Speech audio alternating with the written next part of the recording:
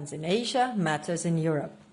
From economic security to supply chains and the protection of critical infrastructure, working with our Indo-Pacific partners is an answer to a more dangerous world. The appetite to do more is clearly there. And next week, European and African leaders will meet in Angola, where peace and security are high on the agenda. And today, the ministers approved the principles of our EU renewed approach to Sahel. The focus is on political and diplomatic engagement, human security, as well as economic opportunities. The aim is to prevent further conflict, tackle root causes of migration, and counter organized crime. In Sudan, the situation is deteriorating sharply. The capture of El Fasher by the Rapid Support Forces opened another devastating chapter in this war. The conflict has brought thousands of deaths and immense suffering. Today we adopted sanctions against Abdelrahim Dagalo, the RSF's second in command. And this sends a signal that the international community will come after those who are responsible. All 27 EU member states today called on the parties to resume negotiations for a ceasefire. And finally, on Western Balkans, we had the dinner yesterday with the Western Balkan ministers, and we discussed common challenges and how to work even more closely together on security and foreign policy issues. The closer we get to the enlargement, the more we need to stick together and defend our democracies against hybrid attacks and foreign interference. And with that, I'm happy to take questions. Thank you. Jorge.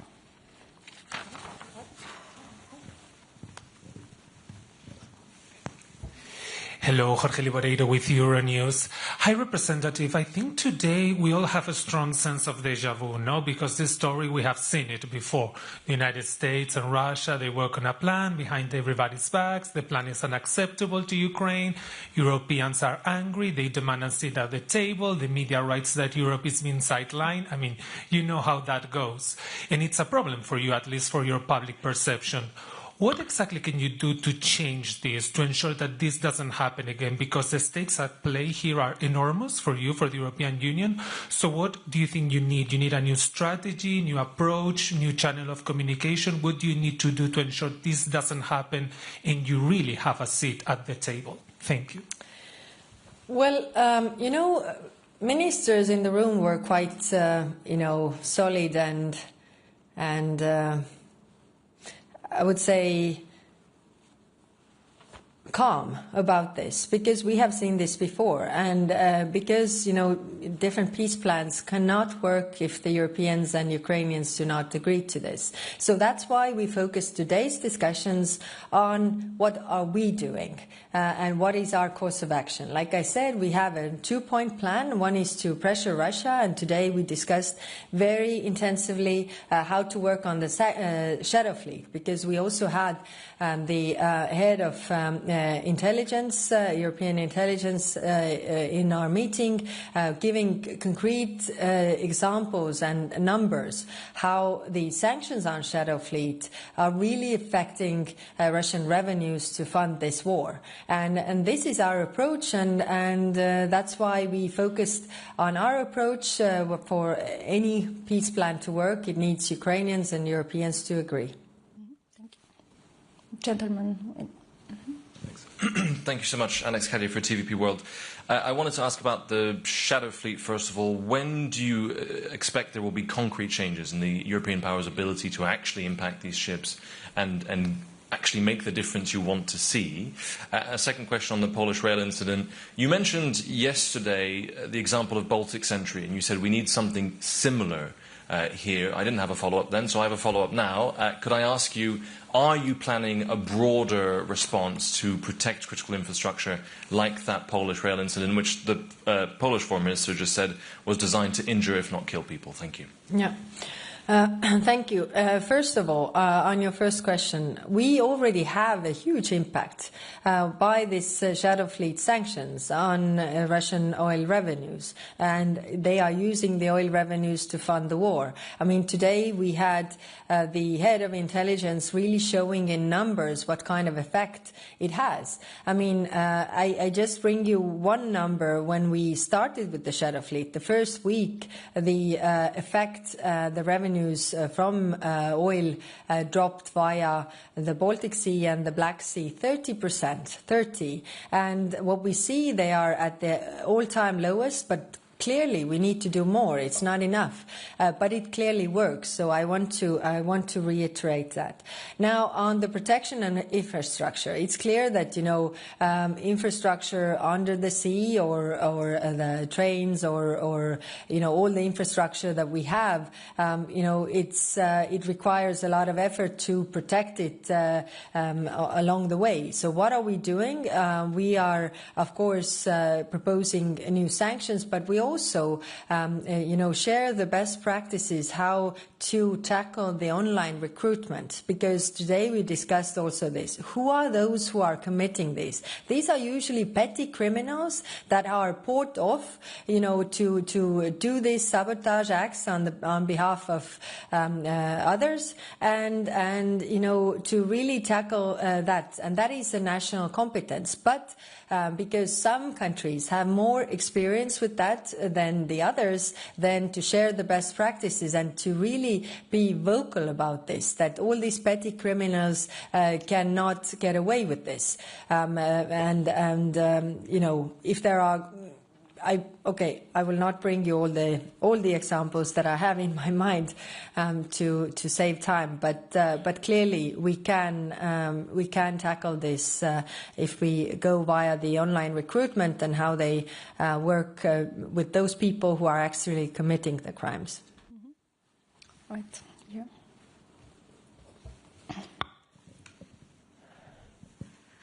Tatiana Vysotska, European Pravda, Ukraine. I want to come back to Ukraine. I know that today you were discussing the financing of Ukraine for the next 2 years, for 26-27.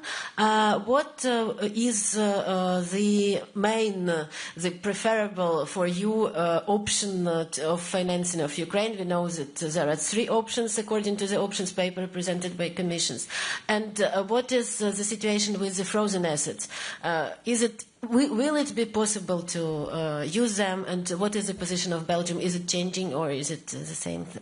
And if I may, the second one, 20th package of sanctions, when it will be ready, and maybe hope that it will be discussed by the leaders of the countries in December. Thank you. Mm-hmm. Thank you.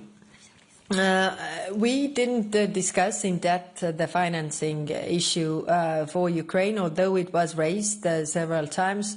And it is true that there is option paper on the table. Those countries that spoke for the financing also expressed their support for the reparations loan, and also reiterated the urgency to move with that. So that is clearly the message that we got from that. 20th package of sanctions, we are working with that, but we also discussed whether we could be more, effective in doing steps on the way, not always concentrating on the big packages, but for example, on the shadow fleet. I mean, Russia is very creative together with our partners, and we need to be creative as well, which means that to be more agile and actually, put small things all the time on the table to tackle, which means that not the big package every time, but every time some vessels that have an effect on the Russian crude oil exports. Julia.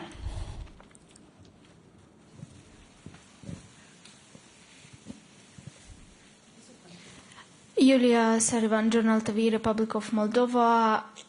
Moldova continues to be in danger as the Russian drone flew over its airspace and endangering our citizens. The same drone surveilled Romanian airspace And also a note of protest was delivered to the Russian ambassador in Chisinau, but notes of protest doesn't help us and doesn't protect our citizens.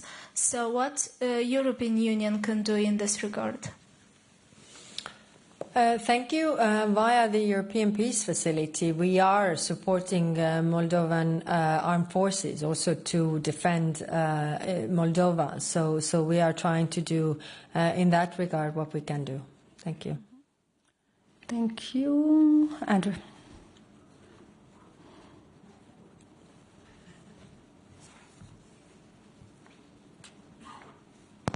Thank you. Andrew Gray from Reuters. A question on Sudan. High Representative, you mentioned the thousands of deaths and immense suffering and said that today's decision to sanction one individual sent a strong signal the international community will come after those who are responsible. But is the international community, and specifically the EU, ready to go after those who are responsible for supplying the weapons that allows this suffering to happen? In particular, as you know, there are credible reports that the UAE is supplying the RSF group, which is responsible for the latest atrocities. Or is this a case of EU double standards where you will sanction countries that supply weapons to Russia, but not countries that supply weapons to an African militia which is accused of genocide? Thank you. Very good question. So, yes, all the member states who spoke today also referred to the enablers of the warring parties. I mean, these warring parties could not really engage in these atrocities if they wouldn't have the weapons that somebody's, their enablers are giving them. So, clearly, I mean, to stop this, we need to discuss what more can we do in this regard, and the reach out to the countries is what we agreed. The outreach, diplomatic outreach to those countries, and raise those issues to really stop this, and then we can see what more can we do. Thank you, Andrea. Thank you very much. It appears that, I want to come back to Ukraine. It appears that President Zelensky is under pressure to actually accept this plan we have been talking about. What exactly, if anything, have you discussed in order to help him resist this pressure in particular? Thank you. Thank you. First, we discussed that the pressure should be on the aggressor. I mean, we haven't seen one single concession from Russian side, and they are the ones who have started this war. They are the ones who have invaded another country. They are the ones who are doing the killings of the civilians in Ukraine. So, they can also stop this war immediately. And that's why, our approach is to put the pressure on the aggressor to really stop this. And this is the messages that we are conveying also to our other partners around the world. We are also, the discussions regarding reparations loan is also about, helping Ukraine to defend itself and sending a clear signal to Russia that they can't outlast Ukraine. Nuruddin. Nuruddin Fridi from Al Arabiya. Madam High Representative, responding to Prince Mohammed bin Salman, President Trump announced last night that the United States is going to work with the Quad parties to try to put an end to the war in Sudan. What is your reaction to that? And my specific question is related to what has been said about the individual who has been sanctioned. My question is, why it is only one, who is Abdurrahim Doglu? He's one of the three brothers who are leading the RSF. I guess your services knows them. And these three are on the top of the organization. They have the financial arm, they have the political leadership, etc., etc. Why it is not the whole leadership to be targeted in the sanction? Thank you. Thank you. First, on the peace, we welcome all meaningful peace efforts that are made, that the human suffering will stop in Sudan. So, of course, America has also leverage over those parties. So hopefully this produces results. On your other question, I actually, I haven't been personally working on the personal sanctions, so I can't answer your question right now, but I will return. I mean, the overall understanding was that we should do more in order to stop this war. Thank you. Thank you, Angela, and then Thomas. In the back, sorry. Thank you. Angela Mauro, HuffPost Italy. Good evening, High Rep. This morning you were asked if EU officials participated in the elaboration of transplant for Ukraine, and you replied that as far as you know, no EU official participated. At the end of this day, did you have time to check, and can you tell us exactly if you think and if you know if any EU official participated in this plan? Thanks. Thank you. Like I said, the discussions were very calm and focusing on the issues that we are doing, because we have been quite steady in our plans, whereas there are other things happening outside, but we have been very focused and stable in our plans, which was what we were discussing. No, to answer your question, nobody reflected that they were part of it, so no. Thomas. Thanks for the question. Thomas Kutschka with Frankfurter Allgemeine Zeitung. I have a number of questions on potential further measures against the shadow fleet. So, for instance, you've said that there should be continuous listings. Has this been agreed today, or do you expect a decision in December? How about the pre-authorized boardings? You've been calling for this for some time already. Do you now have a tasking so that you can start negotiations? And then member states suggested to also go after third countries that support the shadow fleet or actors in third countries. Has this been agreed? So basically, what's the way forward on this? Thank you. Thank you. Very, very good question. First on the rolling, the putting sanctions on the shadow fleet on more rolling basis than only in the packages. The ideas come from member states, and we agreed that they also provide the different ideas, and then we also work with the Commission to be more agile in this regard. The majority who spoke on that said that they agreed to this approach, that we do it faster. We don't wait for next package, because we saw and heard from the intelligence how these sanctions on the shadow fleet are really having an effect. We will work on that. Then, yes, it's true. I've been talking regarding this mandate to negotiate quite long, but in European Union things take time. And now we are at this point where we discuss this with the member states and we can proceed. Then also the third countries and the enablers, all the services provided to those shadow fleet. We are doing the outreach and working together with also our other partners. I mean, what we saw today as well, what kind of effect it has when we do something alone, if we do it together with the United States and the UK, or we do it with the UK and European Union. I mean, it's clear that we have the biggest effect if all US, UK and EU and other partners are also on board. So this is a clear line of work we have ahead, and this is maybe not every time a big package, but rather, the measures that we have. Also, the coordination of the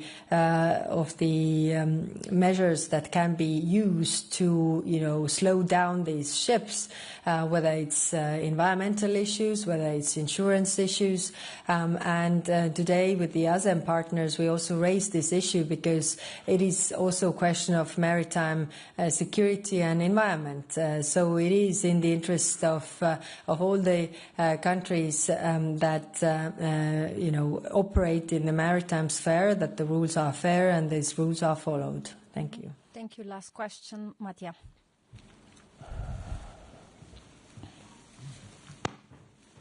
Thank you very much. Mattia Bagnoli, ANSA, the National Italian News Agency. 2 questions, I rep again on Ukraine. First of all, the Ukrainian foreign minister was connected today by TC. So my first question is, did he acknowledge that the plan exists? Because so far, this is just some of your colleagues today described it as a speculation. We don't know what it is in there. So I was wondering if the minister told you, at least if there is something in there that he could share with you. And secondly, the reparation loan discussions obviously takes time. There is a rush to wrap it up before the end of the year. The money is needed.